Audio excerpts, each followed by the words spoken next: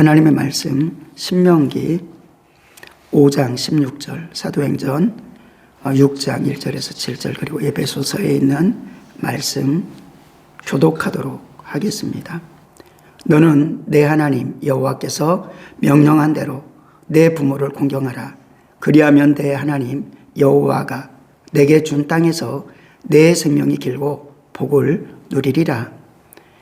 그때 제자가 더 많아졌는데 헬라파 유대인들이 자기의 과부들이 매일의 구제에 빠짐으로 히브리파 사람을 원망하니 12사도가 모든 제자를 불러 이르되 우리가 하나님의 말씀을 제쳐놓고 대접을 일삼는 것이 마땅하지 아니하니 형제들아 너희 가운데서 성령과 지혜가 충만하여 칭찬을 받는 사람 7을 택하라.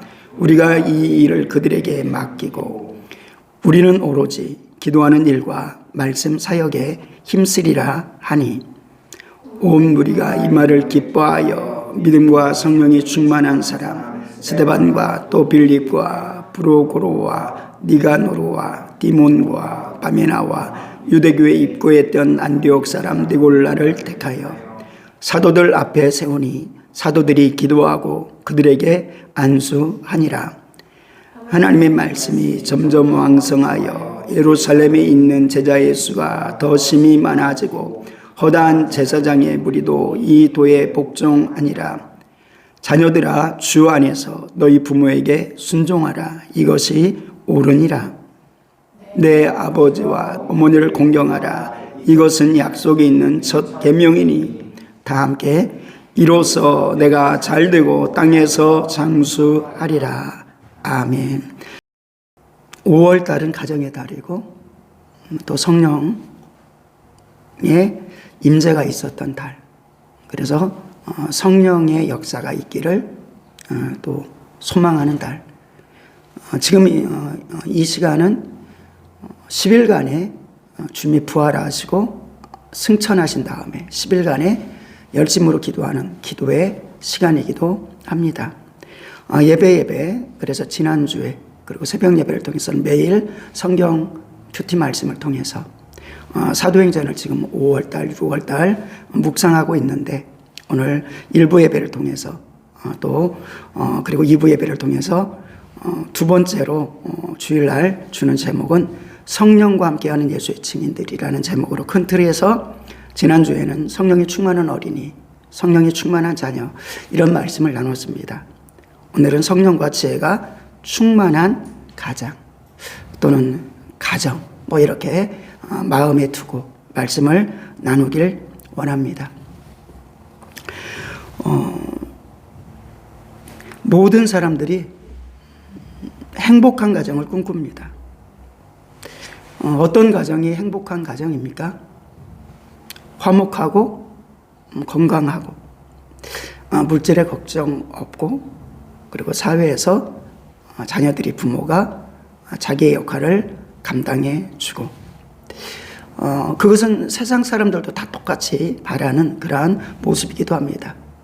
근데 세상에서는 분명히 잘 나가지만 하나님 안에서는 영혼은 행복하지 않을 수 얼마든지 있다라고 성경은 우리에게 가르쳐 주기 때문에 우리는 진짜로 행복한 가정이 어떤 가정인가를 살펴봐야 될 줄로 믿습니다. 지난주에는 자녀를 향해서 부모가 믿음으로 양육하자. 때때로는 분노하지 않도록. 그런데 징계를 하면서도 때로는 회초리를 대면서도 회초리는 사람을 절대 죽이지 않고 자녀를 절대 죽이지 않고 오히려 영혼을 세워나가는 의무에서 건져내는 놀라운 하나님의 은혜가 역사한다. 근데 또 경고합니다.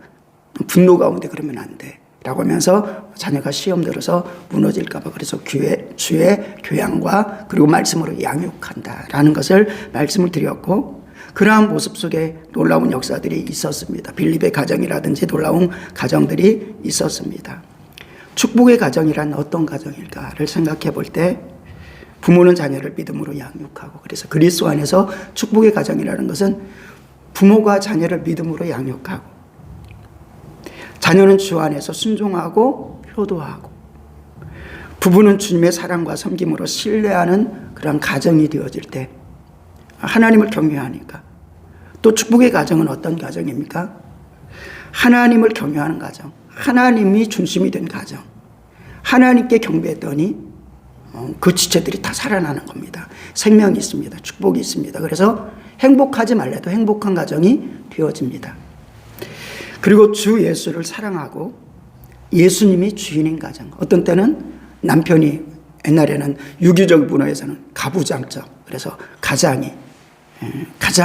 주인인 것처럼 어느 부분 맡겨준 유임권이 있죠. 하나님께서도 유임하신 유임권이 있습니다. 제사장권도 허락하셨고, 그래서 그것을 위해서 기도하고, 오늘을 초점도 거기를 위해서 기도하는 것. 우리가 가정의 영적인 회복력이 나타나고 그런 권위가 영적으로 나타나는 것, 이것은 놀라운, 자녀들도 기도해야 될 문제, 모두가 기도해야 될 문제인 줄로 믿습니다. 그것이 축복의 근원과 같은 것이다. 그래서 근데 그렇다고 아버지가 가장은 주관자는 아니라는 게죠. 분명히 성경 속에서는 이 가정의 주인이 누구신가 라고 할 때, 오늘날에는 자녀가 왕이어서 완전히 우상처럼 그렇게 되어지는 가정도 있습니다. 자녀가 시끄럽게 하면 완전히 거기 비유 맞춰야 되고 해서 시끄러운 가정, 주님이 전혀 왕 되지 못한 가정이 있는 것입니다. 주님 말씀 가운데 때로는 부모와 자녀 간에, 부부 간에 갈등이 있을 수 있습니다. 그런데 복된 가정은 잘 해보기 위해서, 때때로는 잘 해보기 위해서 싸움도 합니다. 바울과 바나바처럼 때때로는 싸우기도 합니다. 잘 해보기 위해서.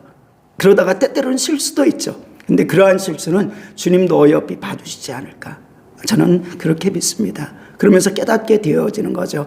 바나바의 장점대로, 바울의 장점대로 하나님께서 쓰시는 것을 보게 됩니다. 부부간에도 그러할 줄로 믿습니다. 때때로는 다툼이 있고, 또 부모와 자녀 가운데도 각자 자기가 믿는 하나님, 그리고 자기가 믿는 하나님은 이 하나님 저 하나님이 다른 것이 아니라 자기가 깨달은 하나님께서 말씀해 주신 옳다고 생각하는 일에 대해서 서로 주장하고 서로 논하기도 하고, 서로 때때로는 다툼도 있지만 하나님의 말씀에 언제나 근거하려고 힘쓰는 가정, 놀라운 가정 아닌가, 축복의 가정. 그래서 이 가정의 주인은 누구인가를 항상 점검할 때 그 가정은 잘못되라고 해도, 복이 없으라고 해도 복이 있는 가정이 되어지게 될 줄로 믿습니다.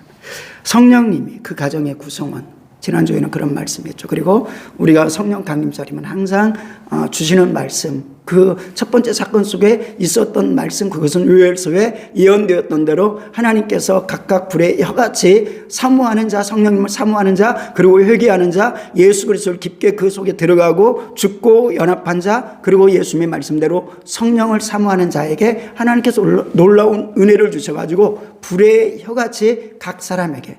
근데 거기에서 놀라운 오순절의 첫 번째 역사는 연합하는 곳에 일어났다는 것이고, 그리고 또 개인적으로 일어났다는 겁니다.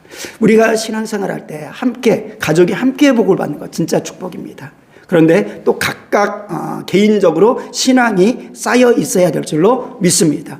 우리가 교회에서 함께 모이는 것 축복입니다. 그런데 교회가 전체적으로 부흥하고 전체적으로 복 있고 전체적으로 믿음에서 영적인 싸움을 싸우고, 그리고 우상에게 무릎 꿇지 아니하는 대부분의 사람이라 할지라도 그 가운데 우상을 숭배하는 사람이 있다면, 세상과 짝하는 사람이 있다면 개인적인 신앙인 것입니다. 개인적인 심판을 받게 되고 훈련을 받게 되고, 때때로는 그러한 모습 때문에 쓴 뿌리가 있어서 공동체를 아프게 하기도 하지만, 또 가정을 아프게도 하지만, 그런데 그 가정은 그 쓴 뿌리를 보듬어내고 만들어내고, 근데 어떻게 십자가의 사랑으로서 우리가 주인이 되지 말고 주님이 주인 되자고 말씀함으로 말미암아 하나님의 역사를 이루는 모습이 진정한 화목한 가정이 아닐까.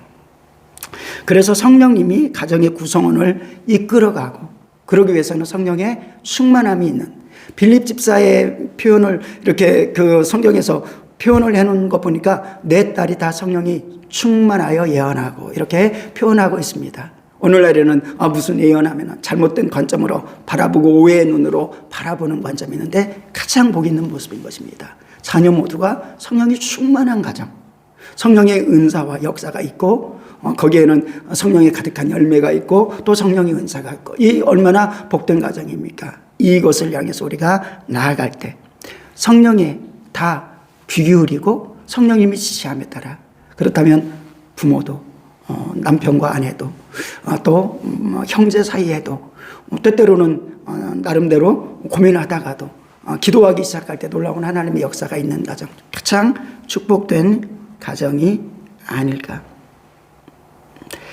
그래서 하나님만을 온전히 경외하는 가정. 신명기 또는 출애굽기 속에서도 선명하게 하나님께서 약속하여 주신 것이 있는데 십계명을 통해서 못을 박아 놓으신 것이죠.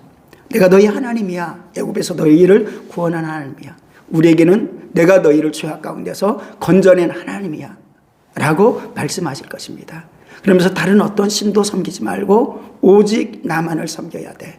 그리고 다른 이에게는 구원이 없어. 오직 예수 그리스도만이 구원자시고, 그리고 다른 이가 주인이 될 수 없어. 오직 예수님만이 주인이 되셔야 돼 라는 부분을 분명히 고백하는 그러한 가정, 그것을 십계명 속에 선명히 보여주셨다는 것입니다. 너는 자기를 위해서 새긴 우상을 만들지 말고 땅에 있는 어떤 형상도 만들지 마라. 그것을 만들지도 말고 그것들에게 절하지도 말고 그것들을 섬기지 말라라고 하면서 나 여호와는, 하나님이 여호와는 질투하는 하나님인즉 나에게서 벗어날 때 3, 4대 저주가 있느니라 라고 말씀합니다. 3, 4대 저주가, 가정이 우상 숭배하니까 저주가 내려갔다는 겁니다. 근데 놀라운 것은, 그러나 하나님을 경외하는 이에게는 천대의 축복이 임하여져서, 이 말씀을 묵상할 때 그냥 지나칠 수도 있지만 잘못했을 때는 4대 때렸다면, 잘했을 때는 천대의 복을 허락하여 주시는, 이것은 결국 우리는 복받을 수밖에 없는 귀한 가정이 될 수 있다. 천대 누군가가 한 사람만 천대 전에 축복된 삶으로 살아갔다면 어떤 역사가 있는 것입니까? 그 축복의 약속이 천대 이후에도 있는 것입니다. 그러니까 이미 우리는 천대의 축복을 여러 사람에게 가지고 있는 가문인 줄로 믿습니다.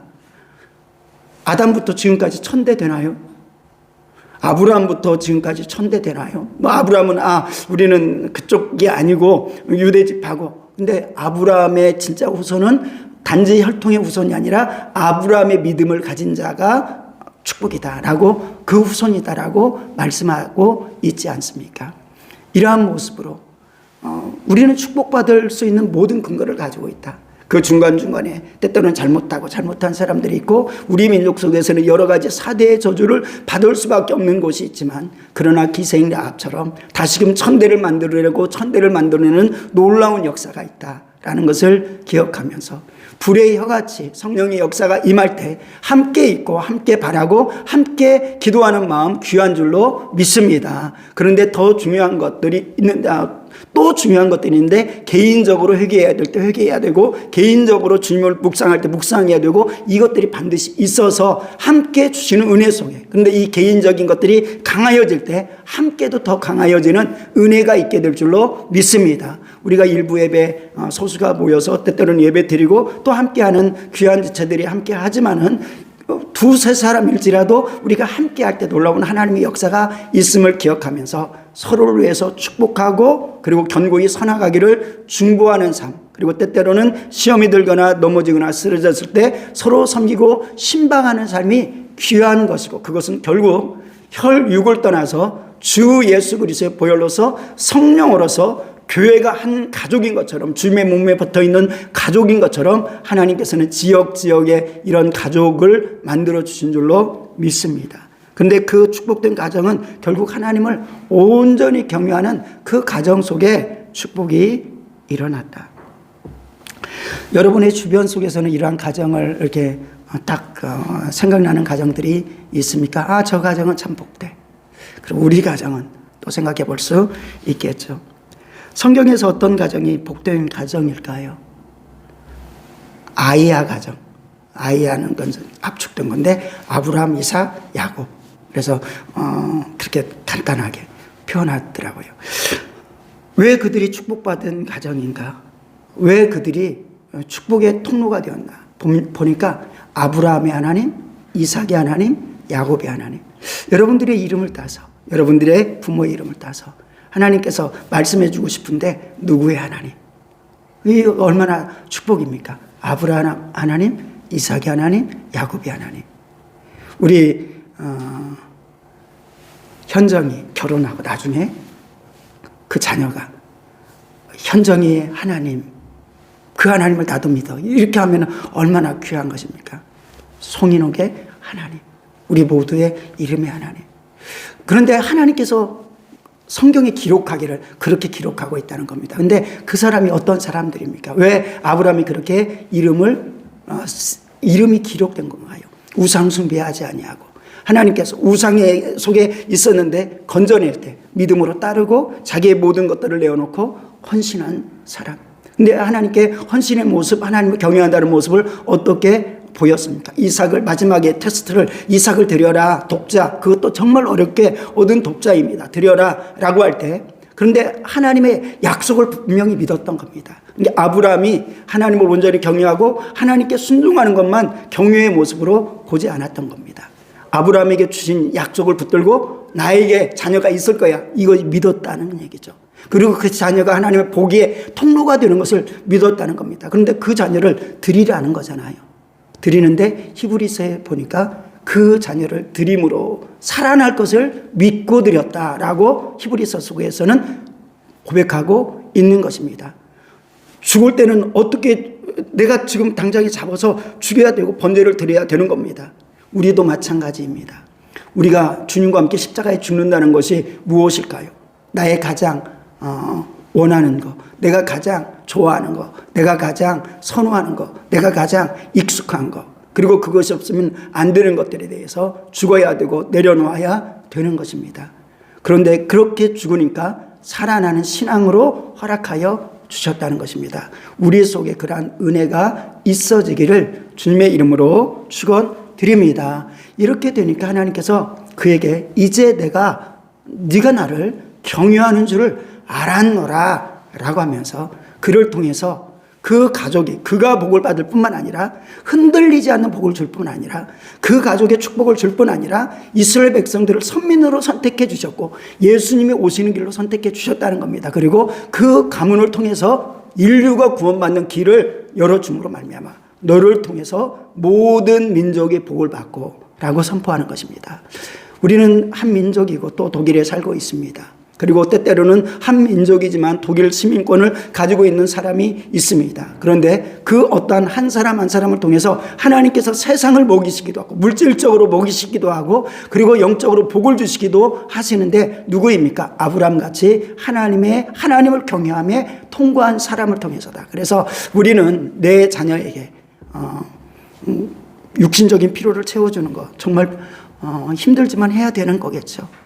그리고 정신적인 것을 보듬어내는 거 정말 해야 됩니다. 그런데 그것보다 먼저 하나님을 온전히 경배할 때 나보다 나를 더 잘하시고 나보다 우리 가정을 더 잘하시는 하나님께 자녀를 온전히 맡겨놓는 것인 줄로 믿습니다. 축복을 하여 주시겠다. 약속에 근거한 것이라는 얘기죠. 이렇게 아브라함의 모습, 그리고 야곱의 모습, 이삭의 모습. 이삭은 또 어떤 모습이 복을 받는 모습이었을까요? 축복된 가정의 모습이었을까요? 아브라함과 야곱에 비해서 이삭은 별로 기록되지 않았습니다. 그런데 아브라함이 이삭을 드릴 때 적어도 청소년의 나이는 되었습니다. 힘 있는 나이라는 얘기죠.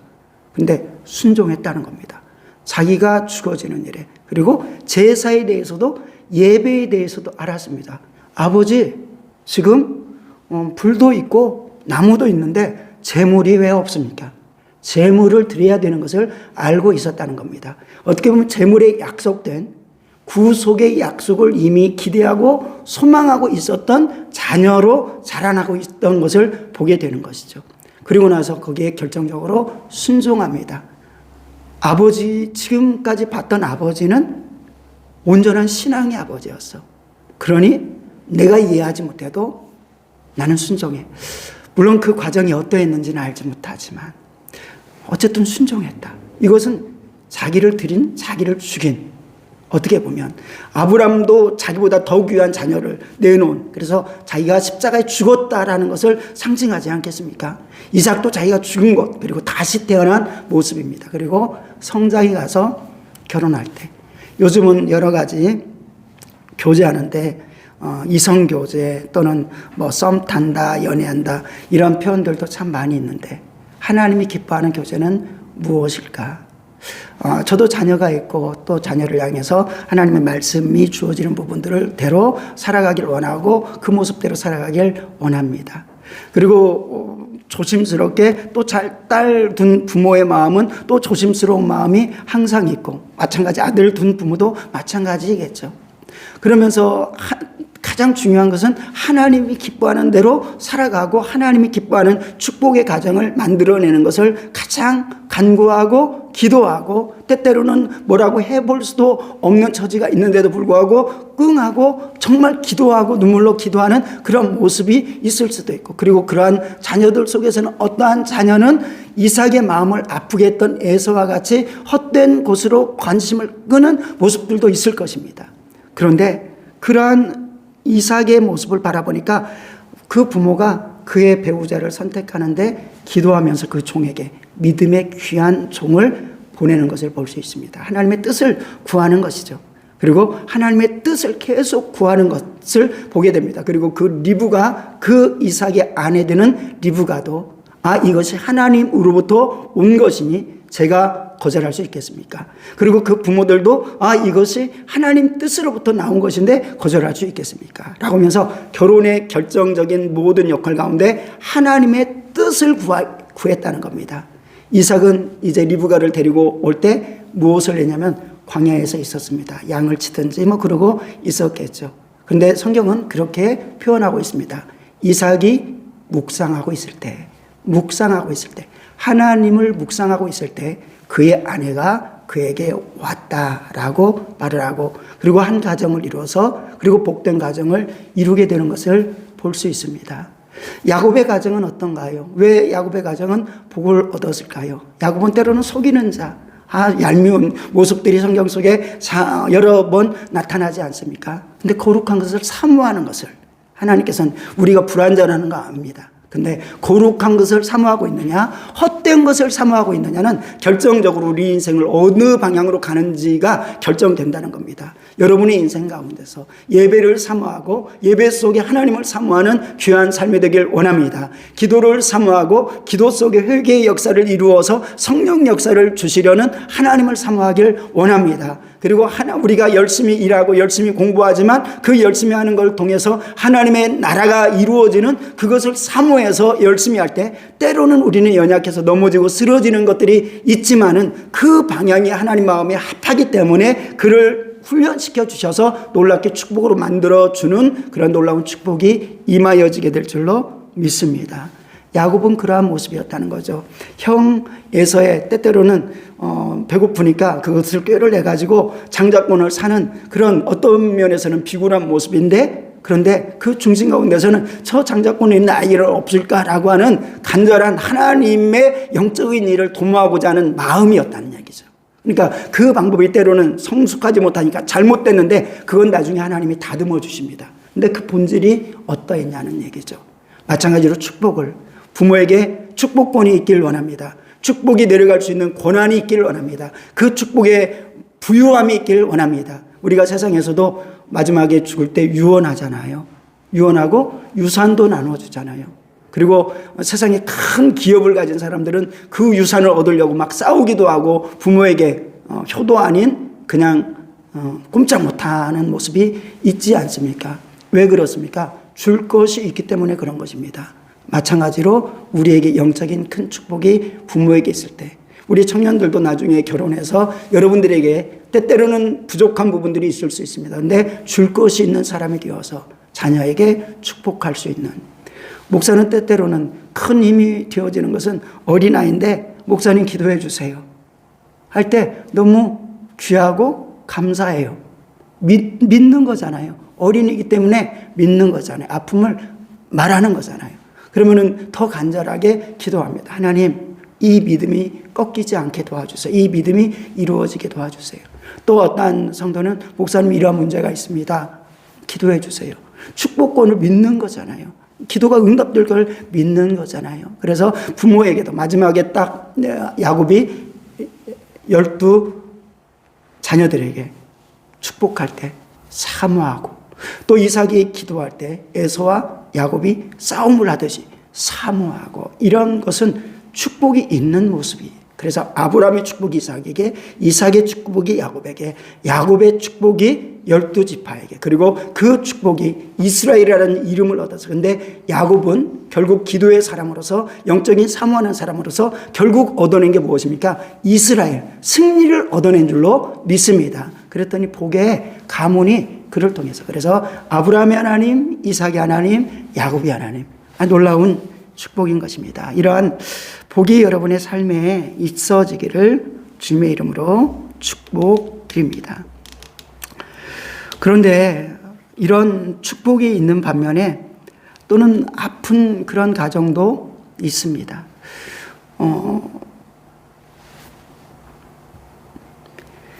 그리고 나서 이제 뭐 우리가 더 이스라엘 백성들에게는 여러 가정들이 있죠. 한나의 가정도 있고요. 복된 가정이다, 이렇게 할 수 있죠. 사무엘의 가정. 그리고 모세의 가정, 뭐 축복된 모습이 보여지고요. 그리고 빼놓을 수 없는 게 다윗의 가정이죠. 근데 어려울 때도 하나님을 경외하고 묵상하는 그 다윗을 보게 되어지는 겁니다. 근데 다윗이 축복의 근원이 된 거예요. 예수님의 족보에 아브라함, 다윗의 후손으로, 예수님이 육신의 혈통의 후손이죠. 성령으로 임하셨지만 이런 거룩한 이름이 들어갑니다. 그런데 또 하나님께서 아브라함, 이삭, 야곱의 하나님이라고 하신 것과 같이 반복해서 강조하는 것이 있습니다. 신앙생활 잘하는 사람들에게는, 그리고 그 가운데 영적인 지도자들, 부모들에게는 다윗과 같이, 다윗의 가문과 같이 이렇게 말하고 있습니다. 무엇을 말하는 겁니까? 다윗같이 그 가정을, 다윗같이 그 공동체를, 다윗과 같이 믿음으로 잘 이끌어 나가고 있다, 섬겼다라는 것을 보여줍니다. 근데 거기에 비해서 반대된 사람들이 있는데 그것은 누구입니까? 여로보암. 여로보암처럼 우상을 숭배하고 그 가정이 악한 길로 갔다. 아합의 가정, 바사의 가정, 악한 길로 갔다라고 성경은 기록하고 있습니다. 아합의 가정, 그 안에 얼마나 악처입니까? 이 모습이 영향이 있는데, 또 성경에 보니까 또 예수님 오시는 당시였죠. 침례 요한이 목이 떨어져 나가는 순간에 헤롯이 있습니다. 헤로디아가 있습니다. 그의 딸이 있습니다. 총천연색으로 악한 가정이에요. 그냥 잔인해서 볼 수 없는 그런 가정이 있는 것입니다.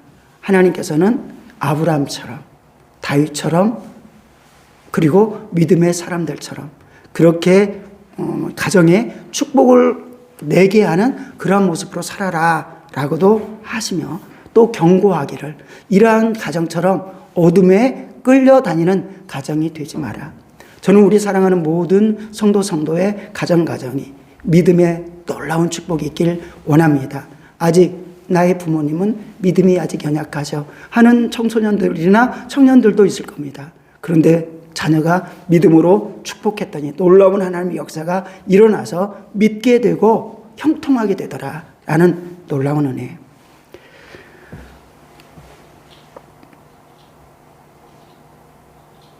누가복음 16장에 보면은 안타까운 가정이 하나 있죠.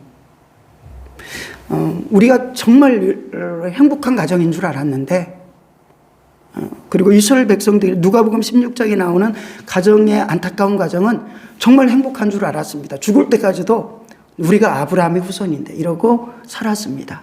그리고 하나님이 주신 축복이야 다 누리는 것으로 여겼습니다. 어떻게 보면 라우디아 교회, 사대교회, 그들은 살았다고 하지만 죽었고 생명이 있는 것이 하나도 없었고 부유한 것이 하나도 없었던 것이죠. 근데 잘못 알고 있었습니다. 우리가 교회 다니니까 복을 받고 있는 거야 생각했던 것이죠. 근데 누가복음 16장에도 그러한 모습이 있습니다.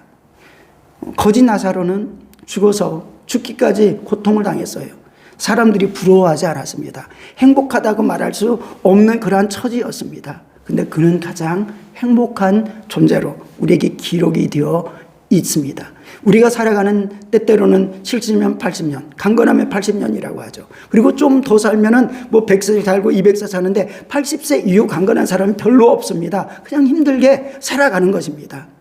그런데 그 기간인데 천년이, 만약에 우리가 천년을 살아도 한 경전 같다고 합니다. 밤이 한 경전 같다고 한다. 근데 그때의 신앙생활을 우리가 돈독히 할 수도 있고, 그리고 영적인 기업을 쌓을 수도 있고, 하나님과의 관계 속에서 온전히 회개를 이룰 수도 있는데, 그 시간, 자기가 살아야 되는 시간을 육신적으로만 사용하다가 살아서 부자처럼, 나 하나님을 알고 교회는 다녔고 했는데 온전한 하나님을 경외하는 사람이 아니었고, 그리고 헛된 모습으로 살아갔고, 악한 모습으로 살아갔고, 그리고 오히려 그 부유를 가지고 가난한 사람을 핍박하는 데 사용했다면, 그 인생이 하나님께서 너는 얘야, 너는 이 땅에서 이렇게 지옥에서 고통을 당하는 것이 세상에서 네가 가지고 있는 것으로 다 누렸지만 너는 고통을 당하는 거 아니냐, 그런데 저 나사로는 어떠하냐 라고 보면서 말씀하여 주는데, 제가 이 말씀을 마지막으로 드리는 것은 무엇입니까?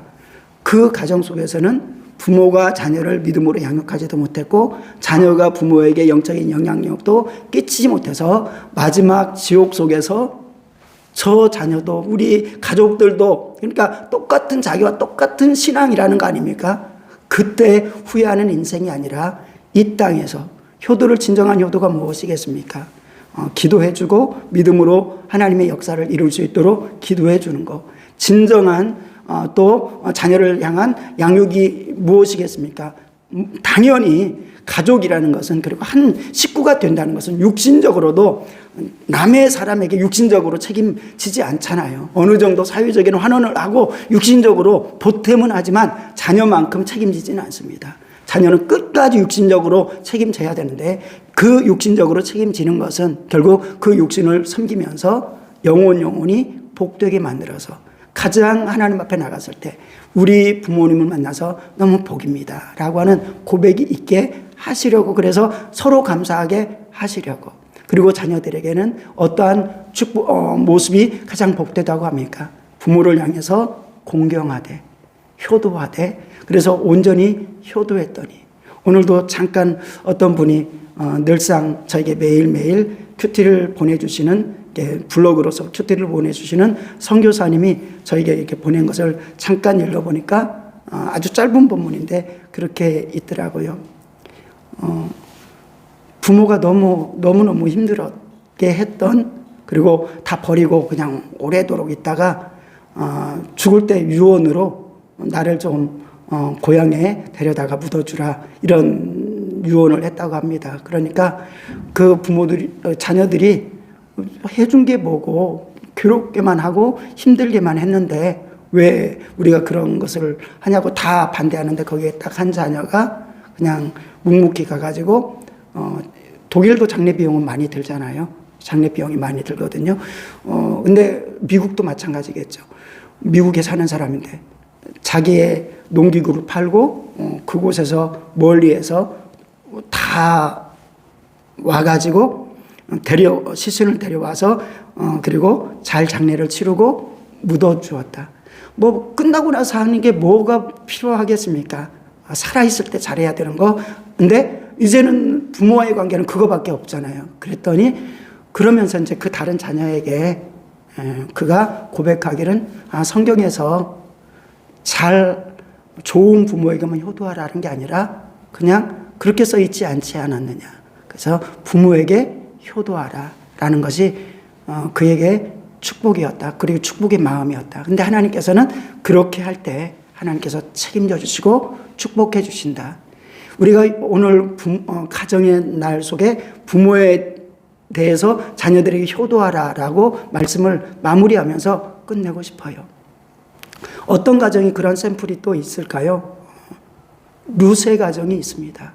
그리고 그의 시험인 라움이었죠. 그리고 그의 남편은 베들레헴에서 살다가 모압 지역으로 이사 와서 그의 아들과 함께 거기서 다 죽어버렸죠. 그리고 거기서 결혼한 자부만 둘이 있는데 하나는 떠나가고, 그리고 결국 나오미와 룻만이 남겨진 겁니다. 지금도 힘들지만은, 홀로 산다는 거 힘들지만은 옛날에 홀로 사는 여인들끼리 모여 사는 게 쉽지 않은 거죠. 나오미 입장에서는 다른 좋은 신랑을 법적으로 가능하니까 합법적인 것이니까, 그리고 그것이 신앙이 있다라고 해도 죄가 되는 거 아니고 복된 것이니까 그렇게 하는 것이 충분히 더 가치 있는 일이라고 생각할 수 있습니다. 더 그에게 행복한 생애를 살아갈 수 있는 모습이라고 생각할 수 있는 거죠. 그런데 나오미와 함께 자신의 동네로, 하나님이 약속한 곳으로, 그리고 놀랍게 예수님이 탄생한 동네로 다시금 가게 되어지는 것입니다. 탄생할 곳의 동네죠. 베들레헴. 그곳에서 열심히 살 길이 뭐가 있겠습니까? 집이 뭐가 있겠습니까? 땅이 뭐가 있겠습니까? 없죠. 그러면 이스라엘 백성에게는 고아나, 그리고 나그네나 또 과부나 홀로 된 여인을 향해서 하는 법적인 은혜의 제도가 있었습니다. 그것은 이삭을 추수할 때 이삭을 떨어뜨리고, 그리고 떨어진 것은 줍지 말라고 기록하여 놓은 것입니다. 그래서 유명한 화가 됐죠. 이삭 줍는 여인. 그것이 룻의 모습인 것입니다. 근데 우리가 그림으로 보니까 아름답지. 그게 무슨 아름다운 모습이겠습니까? 근데 그 안에 있는 사랑이, 그 안에 있는 신앙이, 그 안에 있는 효심이 아름답고 하나님 보시기에 좋았다. 그래서 하나님께서는 그의 발걸음을 인도하여서 믿음의 사람인 보아스를 만나게 하였고, 그리고 그 보아스가 있고, 그리고 룻이 있습니다. 그리고 여기서 복을 한 단계 업그레이드 해줄 수 있는 놀라운 역사가 있었는데, 나오미가 과거에는 신앙이 없이 그저 살았을 수 있습니다. 자기 자녀에게는 믿음의 교육을 시키지 못하였을 수 있습니다. 그런데 여러 가지 환난을 통해서 온전히 하나님을 경외하는 신앙으로 가지게 했고, 결국 룻을 믿음의 신앙으로 당신이 믿는 하나님이 나의 하나님입니다 라고 고백하고 효도할 수 있는 마음을 가지게 한 것이 또 나오미의 신앙이 그에게 전수된 모습이라고 믿습니다. 그랬더니 나오미가 계속 그냥 방치한 게 아닙니다. 바라보면서, 애야, 너 보아스 집에 갔다고? 그리고 보아스가 이렇게 너를 더 배려해 줬다고 하는데 생각나는 게 있습니다. 말씀이 생각났던 거죠. 너를 기어 물을 사람이 있어. 기어 물을 사람이라는 것은 한 여인이 결혼했는데 남편이 있는데 자식을 못 낳으면 대가 끊어지잖아요. 오늘날과는 다른 구조입니다. 옛날에는 그 길로 누가 오시기로 예비했냐면은 예수님이 오실 수 있는 길을 예비하는 게 이스라엘 민족의 사명이었어요. 그러니까 그 대를 잇는 것은 굉장히 큰 사명이라는 거죠. 그래서 그것을 버리는 것은 굉장히 기업을 버리는 것과 같고 사명을 버리는 것과 같습니다. 그때 너의 지금 친족 중에서는 그가 기업 물을 자 중에 유력한 사람이야. 그러니까 그가 정말 신앙이 좋으니까 내가 너에게 해줄 수 있는 것은 네가 그곳에 계속 연관돼서 가는 거야. 그 은혜를 입는 거야 라고 가르쳐 줍니다. 이때 룻이 순종하잖아요. 순종하니까 그 축복의 길을 만납니다.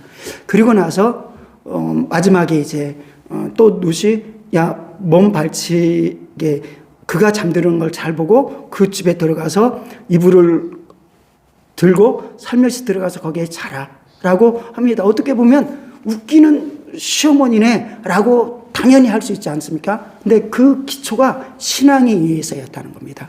신앙에 의해서 이렇게 했으면 좋겠어 라고 하니까 그대로 순종한 거죠.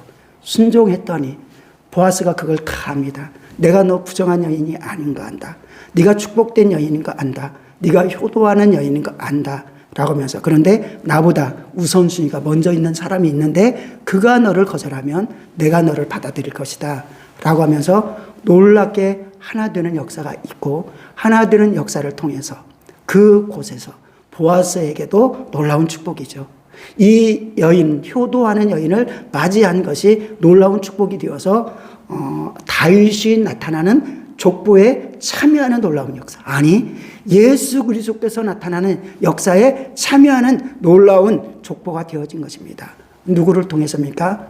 효도하는 한 사람을 통해서 하나님의 역사는 또 놀랍게 이루어지고, 그래서 효도하는 자에게 그저 잘하고 잘못했고, 어려서는 그냥 부모가 커만 보이죠.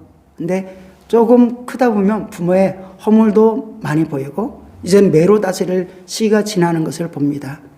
그런 때에도 그 마음과 그 중심을 알고 때때로는 그리 아니할지라도 우리가 하나님의 말씀을 우리는 더 신뢰하기 때문에 효도할 때 하나님께서는 그에게 놀라운 축복, 우리가 감당할 수 없는 축복을 허락하여 주실 줄로 믿습니다. 그래서 오늘 본문과 같이 그래서 십계명 속에서도 선명히 선포해 놓으신 것이죠. 그리고 예배소 속에서도 너희 부모에게 공경하라 라고 했을 때 너희 날수가 길어질 것이다 라는 그 축복이 놀라운 은혜가 있길 원합니다. 그런데 이 모든 것들은 결국 어디를 통해서 우리는 이 시대에 이뤄갈 것인가를 말할 때 성령의 역사, 지난주에 표현했던 대로 성령이 너에게 임하니까 요엘서에 기록된 대로 성령이 각각 임하니까 부모들이 나이 많은 이들이 어른들이 환상, 꿈을 보고 꿈을 꾸고 그리고 청년들이 환상을 보고 비전을 바라보고 그리고 자녀들이 그리고 영적인 예언을 하리라라고 말씀합니다. 온 세대가 살아난 세대가 된 것이죠. 빌립의 가정이 영적인 성령의 충만이 있으니까 내 자녀가 다 성령 충만해서 예언하며 무슨 일을 했겠습니까? 빌립의 가정 보니까 전도 온 사람들을 자기 집에 유숙하게 했어요. 그리고 베풀었습니다. 선교에 참여하는 사람이 된 것이죠. 그런데 거기 기록하기를 그 자녀들이 모두가 성령이 충만했다라는 것을 기록한 모습을 보여주고 있습니다. 오늘 성령 강림절을 앞두고 있고 다음 주가 성령 강림절이죠. 그리고 가정주일로, 지난 주일은 어린이 주일로, 오늘은 어버이 주일로라고 할 때 어버이는 어버이로서 우리 가정을 어떻게 믿음으로 양육할 것인가, 자녀들은 오늘은 자녀에게 부모에게 효도하는데 어떻게 효도할 것인가. 그런데 성령이 가장 충만하여서 여러분의 입술에서, 자녀들의 입술에서 성령의 지혜로, 그래서 부모에게 어떻게 대해야 되는지가 나타나고 효도하고, 그리고 여러분의 삶에서 어떻게 살아야 되는지가 나타나고, 그리고 무엇보다도 영혼을 세워나가는 하나님의 역사가 여러분에게 있기를, 그래서 온 세대가 하나님의 역사로 충만한 가정 되어지기를 주님의 이름으로 축원드립니다. 여러분의 가정을 위해서, 여러분의 자녀를 위해서, 여러분의 부모를 위해서, 여러분의 형제를 위해서 하나님 우리 가정에 하나님이 주인 되게 하시고 하나님을 경외함이 항상 제일 먼저 있게 도와주시고, 하나님 아버지 모든 가족의 구성원들이 하나님만을 경배하기로 작정하게 도와주시옵소서. 예수 그리스도가 주인 되게 하시고 성령님이 주관하는 가정 되게 도와주셔서 이 짧은 시간에 성령으로 충만하여서 하나님 가정이 영적으로 스크럼을 짤 때 얼마나 큰 역사가 일어날 것인가 기대하며 꿈꾸는 가정, 성취하는 가정 되게 도와주시옵소서. 우리 다 같이 기도드립니다.